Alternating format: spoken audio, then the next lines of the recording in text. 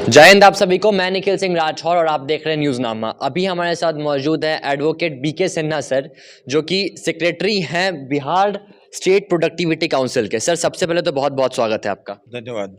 Sir जैसे कि हम देख रहे हैं कि विश्व खाद्य दिवस मनाया जा रहा है, तो सर कब से विश्व खाद्य दिवस मनाया जा रहा है? ये विश्व खाद्य दिवस की अवधारणा जो है 1945 से है जी। 16 अक्टूबर 1945 को इसका फाउंडेशन डे हुआ था। और FAO ये यूनाइटेड नेशंस का एक ऑर्गेनाइजेशन है, फूड एग्रीकल्चर ऑर्गेनाइजेशन, तब से ये शुरू हुआ है, वहीं से ये। और आज के दिन में तकरीबन 150 कंट्रीज से ज़्यादा कंट्रियों में, देशों में इस आज के दिन विश्व खाद्य दिवस मनाया जाता है। इसका सर सबसे पहला प्रश्न हमारा ये रहेगा आपसे कि विश्व खाद्य दिवस हम लोग बना रहे हैं, हम लोग चर्चा भी करते हैं, ये करना है, ये करना है, आगे ऐसे करना है। इसकी मेन समस्याएं क्या है, प्रॉब्लम्स क्या है, डिफिकल्टीज क्या है, ये बता दीजिए। डिफ़िकल्टीज ये है कि हमारे यहाँ करीब भूख जो है वो सारे दुनिया में व्याप्त है अभी। उससे हमको लड़ाई लड़नी है। FAO ने, यूनाइटेड नेशंस ने कुछ सस्टेनेबल गोल निर्धारित किए हैं और उसके एक लक्ष्य का भी निर्धारण हुआ है जो 2030 तक सबको पूरा करना है, ये टारगेट है। तो सस्टेनेबल डेवलपमेंट गोल जो है 1 से लेके 17 है, उसमें 17 में जो दूसरा नंबर है वो जीरो हंगर वर्ल्ड है। तो 2030 तक में हमारा एक टारगेट है, कमिटमेंट है कि सारे दुनिया से भूख को मिटाना है, ठीक है। और ये भूख मिटाने के लिए ही ये विश्व खाद्य दिवस का आयोजन होता है, जिसमें दुनिया भर के scientist, agriculturist, environmentalist, renewable energy के लोग, जितने भी साइंस एंड टेक्नोलॉजी के लोग हैं, ये तमाम लोग जो हैं जो इससे जुड़े हुए हैं, जिससे कि इसका डेवलपमेंट हो सकता है, वो इस पर विचार विमर्श करते हैं। हर साल ये होता है और जो फैक्ट्स एंड फिगर्स निकल के आते हैं उसके ऊपर में प्रोग्राम्स बनते हैं कि इसको कैसे शॉर्ट कमिंग्स को कम किया जाए। जैसे एग्रीकल्चर में अभी बहुत सारे अनुसंधान हुए हैं, जैसे कि आज के चर्चा में ये कहा गया कि सीड जो होता है वो सबसे महत्वपूर्ण है, क्योंकि उसी से पैदावार बनती है। तो अच्छी पैदावार के लिए अच्छे सीड्स की ज़रूरत होती है। HPV सीड्स के बारे में कहा भी क्या था? बिल्कुल। तो पिछले साल हमारे माननीय प्रधानमंत्री जी ने 32 ऐसे सीड्स का लोकार्पण किया था और समाज को दिया, जो कि ICAR में डेवलप किए गए थे। ICAR के जितने भी इंस्टीट्यूशन हैं हिंदुस्तान में, उसमें अलग अलग ये डेवलप किए गए थे। तो उससे उन्नत किस्म के जो बीज हैं, उससे उन्नत किस्म की फसलें जो हैं वो होती है। अभी पूसा एग्रीकल्चर यूनिवर्सिटी में वहाँ पर एक बैगन के पौधे में टमाटर भी उगाया गया, एक ही पौधे में बैगन भी और टमाटर भी, ये हुआ। अभी आप देख रहे हो पराली जो है, पराली के लिए लोग जलाते थे, उससे बहुत सारा पॉल्यूशन क्रिएट होता था दिल्ली और इसके आसपास के इलाकों में। उसके लिए पूसा एग्रीकल्चर यूनिवर्सिटी ने एक केमिकल तैयार किया, जिसको कि छिड़कने से वो पराली जो है जलाने की संभावना नहीं रहती है, उसे वो खाद बन जाता है। तो ये सब अनुसंधान होते रहते हैं और इससे जो है समस्याओं का समाधान होता है। विश्व में इन्वायरमेंट के लिए 2030 तक भी ये कमिटमेंट है कि जीरो कार्बन, ये उत्सर्जन जो कार्बन का भी हो रहा है उसको जीरो कार्बन लाना है और पॉल्यूशन को कंट्रोल करना है। ये भी एक बड़ा चैलेंज है हमारे यहाँ। अभी हाल में उत्तराखंड में 12 दिन के अंदर में 3 एवलांचेज आए। ये बहुत बड़ी घटना है, कोई छोटी घटना नहीं है, बहुत बड़ी घटना है। और एक एवलांच में बहुत सारे हमारे पर्वतारोही मारे भी गए। तो ये कैसे हो रहा है? सरस्वती ग्लेशियर है, उसके ऊपर ये ऐसा हुआ। तो ये निचोड़ आया उसमें कि बर्फ़ के ज़्यादा पिघलने से ये एवलांचेस हुए हैं और ये इन्वायरमेंटल फैक्ट है, चूँकि ग्लोबल वार्मिंग का समस्या हो रहा है।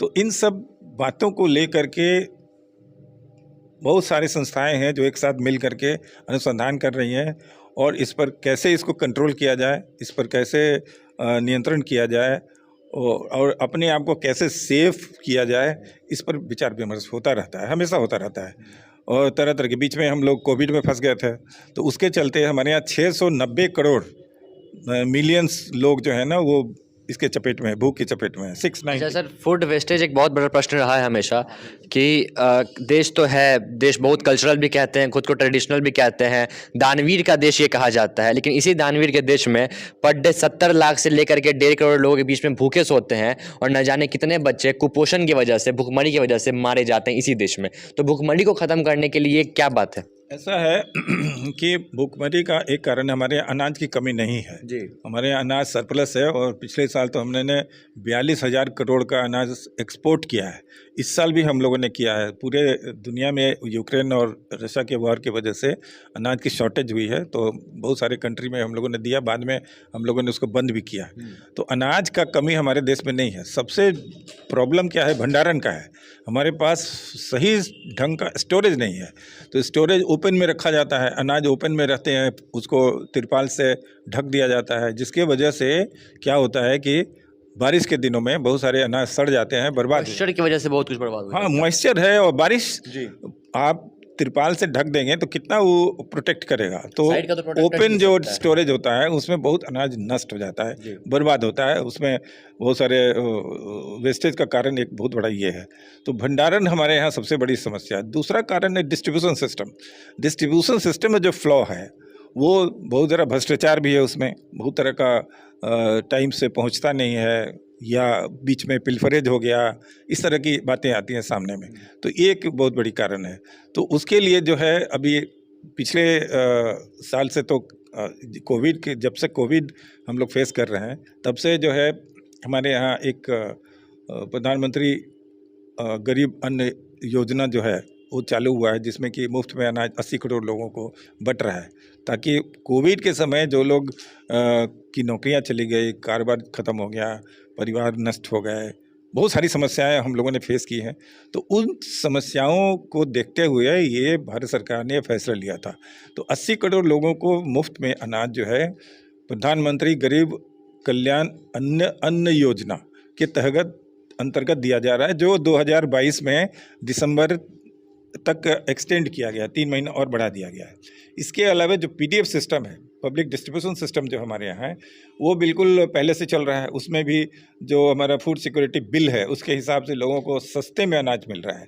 सबसे बड़ा काम उपलब्धि हुआ है कि 1 नेशन 1 राशन कार्ड, ये अभी हम लोगों ने भारत सरकार ने किया है, जो कि हमारे यहाँ से करीब 30 करोड़ लोग मिग्रेंट हैं, जो कि एक दूसरे प्रदेश में जाते हैं रोजगार के चक्कर में, काम करने के चक्कर में।